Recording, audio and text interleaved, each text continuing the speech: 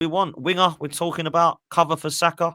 There's a More lot to do, bodies in man. general. It's a madness. Yeah, bruv, there's a lot to do, you know. So we're talking about a 9 coming in, a backup for Saka, a left winger, a number 10, a number 8, a number 6, a left back, Couple of goalies. potential another centre back, and another goalkeeper. That's 9 players. Are we real? You think we need 9 players? Because that's what people are saying. And I thought It's we not were gonna like happen, man. year 5. So I think it's not going to happen. Like, that's not going to happen. We only get 9 players in 3 windows, not 2. You know, not Arsenal anyway. So that's why I think we need ideally 2 to come in January, and I think we need 5 to come in the summer, and then we might be all right. So yeah, it's going to be mad. The other thing you've got to do is we're imagining these players are leaving. Who's going to buy them? No one wants Jesus now. No This one is what wants I'm saying. Tomiyasu. You know what I'm saying? Party and Jorginho, fair play. They're running out. Kieran Tierney, likewise. But someone's got to buy Zinchenko and Tomiyasu and Kivior and Lokonga and Tavares. They've got to sell all these. Fabio Vieira's got to find a home. It's tough, bro. Reese Nelson still on the Reece books Nelson, on loan. Forgot about him as Marquinhos. well. Know what I'm saying? That's what I mean. There's a lot to do, bro. A lot to do. And we don't have the best of reputations with sales. And like you said there, like it's one thing having players for sale. Like we tried to shift Partey on, that hasn't happened. We've been open to offers for Jesus, that hasn't happened. I love Tomiyasu, but at the end of the day, you know, I can like you as much as I want as a footballer. If you're never about, it's a myth. So it's one thing wanting to sell these players. It's another thing actually getting offers. It's a completely another thing Arsenal actually getting the offers they want for these players. But you know, when we talk about well, not necessarily Sesko, but definitely Nico Williams, Kudus, all of those guys, yeah, I'm not saying they've got an attitude problem because I've never spoke with them, but typically the best footballers have egos. I mean, big up yourself, Football Manager Maniac here. He kind of alluded to what people are talking about. Do you think Arteta will have an issue handling players with big egos? Because we've seen the Aubameyang and Ozil stuff, and that seems to be something our fan base is talking about, man. Yeah, a lot of people are talking about this. I don't think that we're ever going to see that problem again because I don't think Mikel Arteta is going to recruit anyone with a huge ego problem. I think you're going to look at the way that they go about things with their recruitment is as far or as in depth as or as thorough as understanding their background, their history, their family life, their home life, the way they've grown up, their culture. And I think if that fits and suits what they want in their dressing room, they'll bring him in. So I think if you're going to get a player that they look at like an Ivan Toney, but they look at his life and think he's got some problems, I'm not interested. Lucas Paqueta, yeah, he's got some problems. And we're never going to get stars, man. I don't think we're going to get to that level. And I'm not just picking on people that are gambling, by the way. I'm just trying to give you a bit of a brief of people that at the moment they've got some off the field problems that are definitely not what I think he needs. I think that's why he's gone off Marcus Rashford. I really do, because I think he genuinely did like him. I don't want too much baggage to want to get involved in. Too much there, and he's not ready now. He's not a player that comes in and hits the ground running. He needs a new challenge in the European League, in my opinion, like a Dortmund. I think would suit his narrative. So I'm looking at go somewhere else, man. Yeah. So look, I think that we need to be looking at the players coming in with the mentality that is to win now, that's ready now, that has the hunger and desire and passion to drive us across the line. And I think that players that are going to do that have to have it right up here, but they have to be doing it on the pitch, which is why I look at the form of players and think, yeah, that's a lot to me. Sesko, he didn't get a kick against Celtic in the Champions League, and Openda's scoring more goals than him. So I'm not looking at Sesko. Not sounding good. You're not selling him to me, man. Nah, bro, I'm not. And wasn't impressed with him in the Euros. So yes, he scores goals. The Euros. I like him though, but is he going to take it to the next level? I don't know yet. I don't know. I don't know that he's ready. I think Gyökeres would be much, much better, and I think Osimhen would too. So that's where I'm at. But they're talking about Sesko. I think the 3 players he wants are clear next. Zubimendi is one of them. Sesko is another, and Nico Williams is the third. I think they're the 3 he wants, man. And that's the thing, yeah, that annoys me, and that I love them names. If that's what you want, go on. I'm not going to say no. But if you don't get these players for whatever reason, personally, I don't want to hear nothing about there's no players on the market. We tried. I don't want to hear that because there's millions of players out there. And are we really that good of a team that there's only 3 players that really improve us? You either find solutions or have excuses in it. And I don't want to be on the side we've been on, really. Do you think like fans are starting to be a bit divided now, because it seems like battle lines are being drawn? I do think Mikel Arteta has got these weird cult-like followings where he can do nothing right. Equally, I do think it's either Mikel Arteta does everything right or nothing right. And then now I feel like we're getting into that scenario of the Cronkies out and stuff like that. Do you think there's now division in the fan base? I think there's always been division in the fan base, DG. It's True just that. when you're winning, people aren't as loud. Yeah. True When that. you start to lose, it starts to get really toxic. I sit on the kind of fence of demanding the best, whereas there's a section of the fan base that are just happy to be there for the ride. And I think that's where the divide is I'm really. not on that at all. Nah, there's a lot of fans that Because really they're actually happy. decent. There's actually a base. Like, let's just try and win something. One love for the super Come chat, on. by the way, Birdie. But go on, Dan, man. Yeah, I mean, look, I'm with you there in terms of the divide. I've seen it the last couple of home games. It ain't been too nice, some of the stuff that I've seen. So there's definitely been some problems with the fans in fighting and stuff. Look, it's not got to the stage where they're battering the hell out of each other or anything like that, people. So let's calm it down. But I will say that there's definitely a lot of disagreement within the fan base. But that's life. That's like every fan base, every single one. Life would be I boring if don't we all mind agreed. people having difference of opinions, man. That's what we're about. We all want to win. We all see different ways of getting there. Let's hope that the people that think Arteta's not the guy, that he is the guy. And let's think that the people that do believe he's the guy get their wish and he gets across the line as the manager that won us the Champions League or whatever it be. That's all we want, that to be the trophies, case, man. You know, and people that I think there's genuine people that believe, fans like myself and Judges and Turkish and Curtis all want this to fail so that we can say, told you so, we were right. I can honestly tell you, I wish I had a lie detector or a crystal ball to say, I want us to win. Want to be wrong. If I don't believe and something happens, I want to be wrong. We just want trophies, but fuck, I told you so. 100%. Like, you know, I don't know why people want to be like, see, told you, we're in the mud. How does that make anyone happy? Like, I just don't get that doesn't get us the big ears or what we've been missing since 2004, man. And for some Arsenal fans, never seen us win a trophy. Ain't won it in this new stadium. And you know what? That is one thing I do want to touch on actually, because it's not young fans' fault when they were born people. Yeah, so you But can't. there's also older ones that are on the weird stuff as well. Then, but go on. Very true, but you can't say, well, you were only 18, so you don't really deserve a voice because you hadn't seen us win anything. That is wrong when people say that. Yeah, what I will say is the fans of that age can't then say to people like you and I who have seen trophies, oh, you're moaning. Look at us, we're second. Well, actually, when we were second, when we were winning stuff, everyone was in mourning coming out of Highbury when we'd lost the league title. Exactly. We weren't celebrating, going second. We used to be fifth.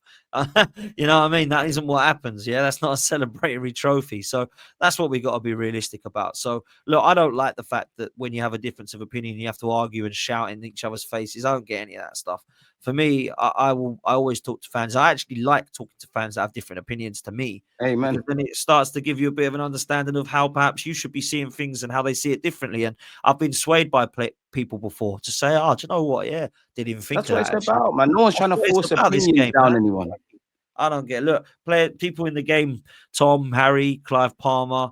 I've got people on FTV, Julian Ty. I listen to all of them. I don't not listen to them because they don't agree with Julian's a madman. I can't lie. The others, yeah, but Julian's a madman. Some of them have got some deluded. He's mad. Right?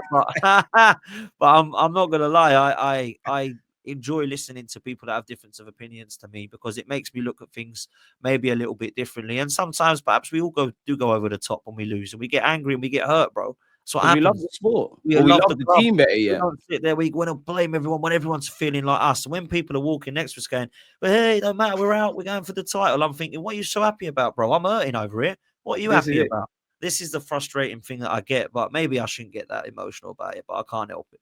No, I'm with you, Dan, man. And that's why I like to speak to different fans, you know. Like, again, for me, I always say on my channel, I don't tell you what to think, just thinking it. There's plenty of times I thought something, someone's presented information, and I'm like, yeah. For me, I look at Arsenal as a half, like the glass, whatever it's called, about half empty, half full. I think there's many things to be positive. I do think Arteta has done a lot of good stuff. I do think the guy's a good coach, and I think just because you don't believe in Arteta, you don't need to lie and say the guy is not a good coach. I think there is a good base because at the end of the day, we've been consistent with moaning, but equally there's so many impressive stuff that we've improved upon. And as you said, we finished second. But at the same time, like, I do think there's a lot of criticisms. I think there's criticisms on the transfer market with actually, you know, the same things we talk about year in, year out: strikers, wingers, depth, you know, relying on the same players. And I can't ask, no matter how good City have been historically, no matter how good Liverpool have been this year, I can't say that we've exhausted all our options and controlled all of the controllables. If we've done that and we really could leave the market saying we've done all we could, or every game where I think we've dropped points this season, we've done all we could, then fair enough. But I just feel like we're just fumbling stuff. And fundamentally, bro, like as much as people can sit here and say, oh, best team in 2024, all of that stuff, cool. If that's statistics, that's statistics. I can't argue with it. But I can't, like you said, 50 years from now, 20 years from now, I can't say Arteta was so good, Saka was this and that. What happened when I'm telling my grandkids, oh, what happened? We finished second. That's dead. Like, that's dead. There's no parading, isn't it? And like, when last did we see that? Like, this is what I think we need to get back to.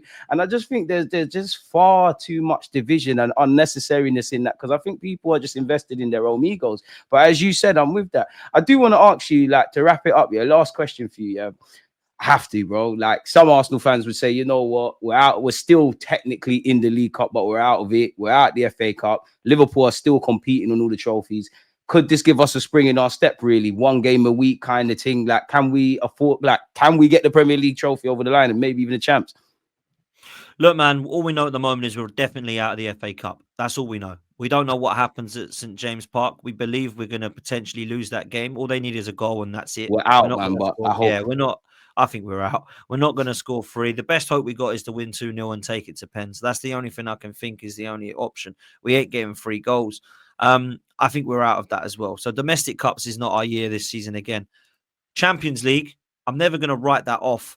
The reason people do is because of our European heritage, and it stings, if I'm honest. All right, off, I can't lie. So, yeah, a lot of people believe it. I'll never write it off because you don't ever have to be the best team to win the Champions League. And I don't look around Europe at the moment and see many teams that I'm looking at that are scaring me. Nobody in other than, let's say, Inter Milan, Barcelona, and Liverpool. It's the away games for me, man. Right now. Yeah, I think we've got, when everyone's fit, our wits about us to try and stink out some wins with our defence. That's what I would say. I hear that. We've got to go and bring players in, though. If we bring with this squad, we ain't winning anything. Let me say that first of all. I should have said that right at the time. When we bring somebody in, I'll say when because we have to in January. That could change. Yeah, positive thinking, man.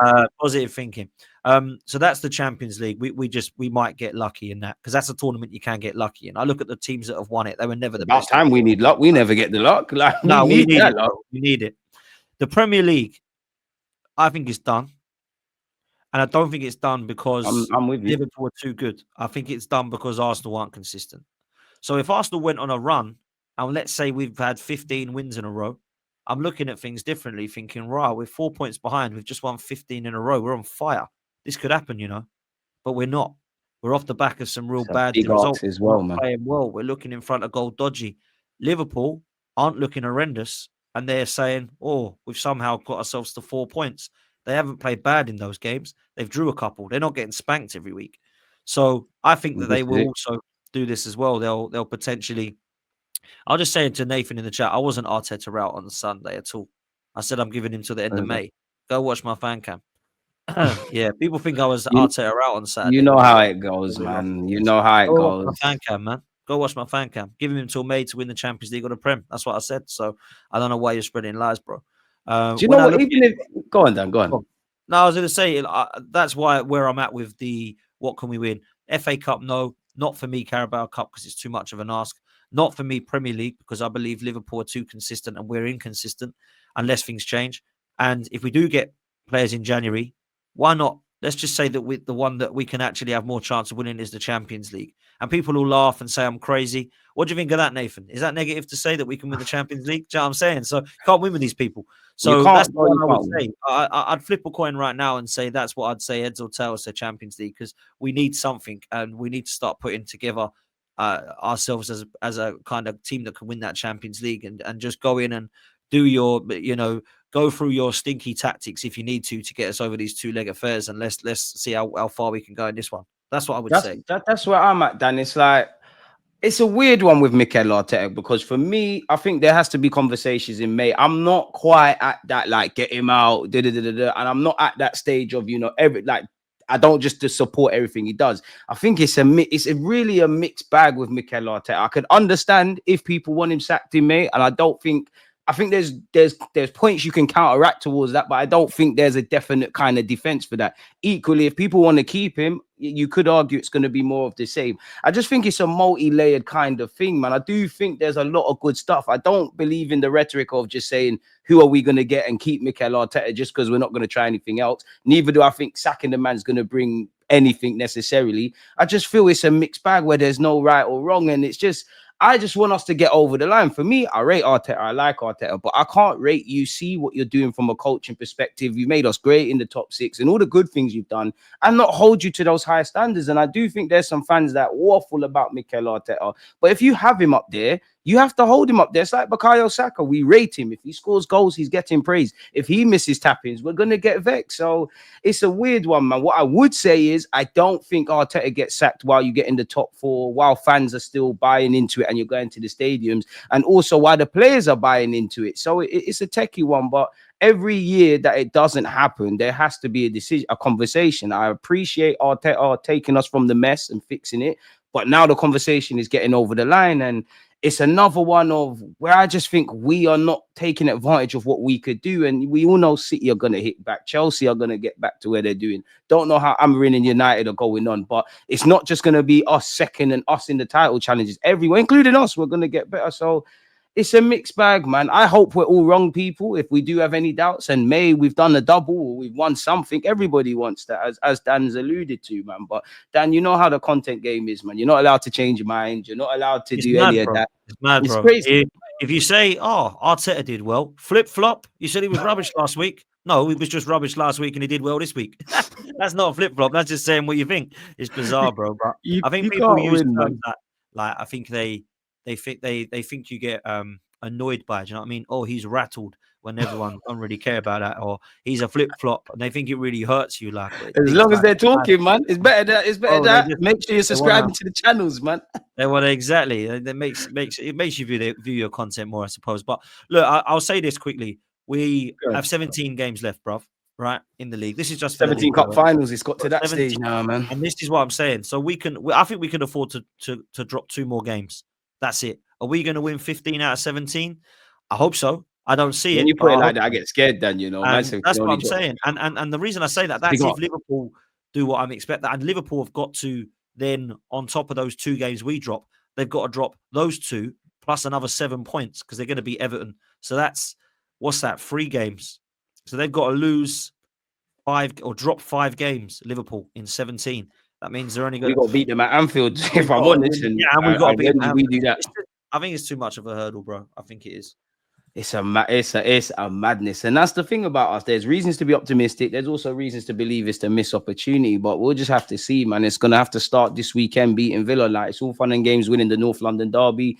Let's be honest, all of our problems. Spurs are shitter than us. We should have won that. We've got Emre rocking up at the Emirates. Let's hope we win. Dan, what content you got to come out today, man? If you ain't subscribed to Dan, I can't imagine you're not. But just check out the title of the vid. Head over to the YouTube channel, support it. But what you got to come, man? Before I let you get out of it, bro. Love that, bro. I'm on with Judges at 5 o'clock on Lee Judges TV. And then tonight I've got my show, which is going to be about Arsenal transfer news. So come join me at Football's 12th Man. I'm on the road to 40K now, which is mad. Come on, people, man. Support the gang. He's flying, man. Went over the hurdle of 30K now. Let's get over the line now, man. Love, bro. No, I appreciate that. So, yeah, Football's 12th Man. Make sure you're liking this and subscribing to this as well. And me and DG will be doing something regular, man. So we'll be alternating the channels. So we'll be on mine next week. I'll be back on it the week after. You know how it is. So and again, please don't let that go over your head, people. The man said we're alternating. I'll be back on his channel probably at 1 p.m. on Friday, but it will be on Friday. So yeah, just make sure you're getting in the habit of setting aside time for your Fridays. One love to everyone that's participated, whether you've agreed, slagged us off in the chat, or etc. I'm gonna let Dan do his thing. You lot do your thing. I'll be back at 2:30, people, to go over Arteta's comments. But for now, Dan, one love, my guy. Everyone, peace, man.